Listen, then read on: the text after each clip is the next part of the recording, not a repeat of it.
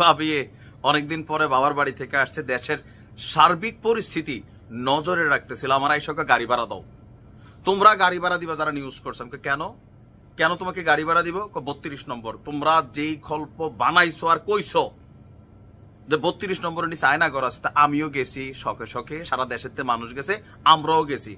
একটা তাই এক চোখের মতন চুলের মতন পাওয়া গেছে চুল, কেউ কেউ হাড্ডি গুড্ডি পাওয়া গেছে, হ্যাঁ কেউ কেউ স্কুল ব্যাগ পাওয়া গেছে। এই জায়গার ভিতরে জানি একজনে আবার এসে সাক্ষী দিছে, এরশাদ শিকদারের মতন মাগুর মাছ দিয়ে খাওয়াই লিছে। বিষয়টা বুঝছো নেই? শেখ হাসিনার ফাঁসি চাই কই আমি স্লোগান টু স্লোগান রেডি করছি, এর মধ্যে আজকে দেখি পত্রিকা দিছে আরেক নিউজ। ঘটনাটা কিটা দেখেন, মজার ছলে বললেও নিউজ বানাচ্ছি আমরা। ধানমন্ডি 32 এই মুহূর্তে জাস্ট একটা স্মৃতি, তবে এইটার মাটির নিচে কি আছে এই নিয়ে খুবই রহস্য চলছিল গেল 3 থেকে 4 দিন। তো আজকে সেই রহস্য শেষ হয়েছে। অনেকেই হতাশ হয়েছেন, আর এই ঘটনা দেখা নিশ্চয়ই হাসছেন শেখ হাসিনা সহ শেখ পরিবারের সদস্যরা। কারণ বলা বলি হচ্ছিল গত 3-4 দিন, দেখছেন যে এটার নিচে আন্ডারগ্রাউন্ডে 2-3 তালা 5 তালা বিল্ডিং আছে, এটার নিচে মাটি দিয়ে, আবার এটার নিচে নাকি আবার কি আছে, নানান মুখরোচক গল্প তৈরি হয়েছিল। তো আসলে ধানমন্ডি 32 ওই আন্ডারগ্রাউন্ডে কি পাওয়া গেল? গুজব, ভাইরাল ভিডিও অনেক আসছে, আবার আমরা দিচ্ছি অরিজিনাল তথ্য। দর্শক, রাজধানীর ধানমন্ডি 32 নম্বর বঙ্গবন্ধুর সেই বাড়ির ভবনের পাশে আয়নাঘর সন্দেহে নির্মাণাধীন ভবনের বেসমেন্ট থেকে পানি সেচ করা হয়েছে। তো পানি শেষ হওয়ার পর সেখানে কি পাওয়া গেল? স্বাভাবিক 2-1টা ইটের টুকরা, কংক্রিটের কিছু ভাঙ্গাচুরা, এগুলাই। আর দুপুর 2টার আগ মুহূর্তে আজকে এই সেচ কাজ কমপ্লিট করা হয়। ফায়ার সার্ভিসের পক্ষ থেকে এখন আনুষ্ঠানিক বিবৃতি না দিলেও গণমাধ্যমগুলো বলছে বেলা 11:30টার দিকে ওই ভবনের সেচ কার্যক্রম শুরু করেছিল ফায়ার সার্ভিসের 3টি ইউনিট।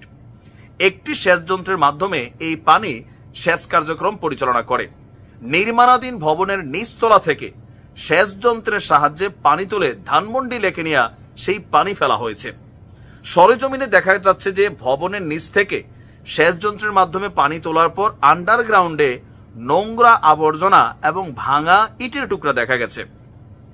এর আগে 5ই ফেব্রুয়ারি সন্ধ্যা 7:30টার দিকে ধানমন্ডি 32 যখন ভাঙচুর করা হলো, তখন পাশের 2টি ভবনেও ভাঙচুর চালিয়েছিল বিক্ষুব্ধ ছাত্র জনতা। এরপরেই সন্ধান মেলে পাশের একটি ভবনের নিচে দীর্ঘ আরো কয়েকতলা ফ্লোর। অনেকেই এই আন্ডারগ্রাউন্ডে আয়নাঘর আছে বলে সন্দেহ করছিল। এরপরে শুরু হয়েছে এটা নিয়ে গল্প। কেউ মানুষের চোখের মতন দেখছেন, কেউ চুল পাইছেন, কেউ স্কুলের ব্যাগ পাইছেন, কেউ আবার পকেটের মধ্যে হাড্ডিগুড্ডি নিয়ে ওইখানে ফালাইয়া সেই হাড্ডিগুড্ডিও ক্যামেরার মধ্যে এনে দেখাচ্ছেন। এই যে মানুষের হাড়, কঙ্কাল, অনেক কিছু পাওয়া যাচ্ছে। তো ফাইনালি কি পাওয়া গেল?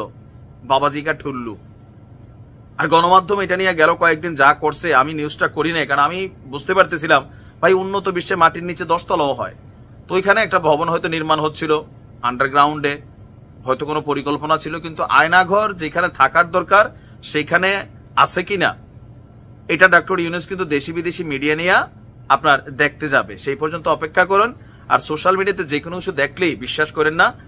আর ওই যে পাবলিকের বক্তব্য, ওই যে এক রাজার হয়েছিল কালাফুত, পাবলিকের কানে হাইতে হাইতে হয়েছে কি রানীর ঘরে কাউয়া হয়েছে। কাউয়া সে আবার ওবায়দুল কাদের কাকুর কথা মনে করেন, এটা অন্য কাউয়ার গল্প ছিল। ভালো থাকুন।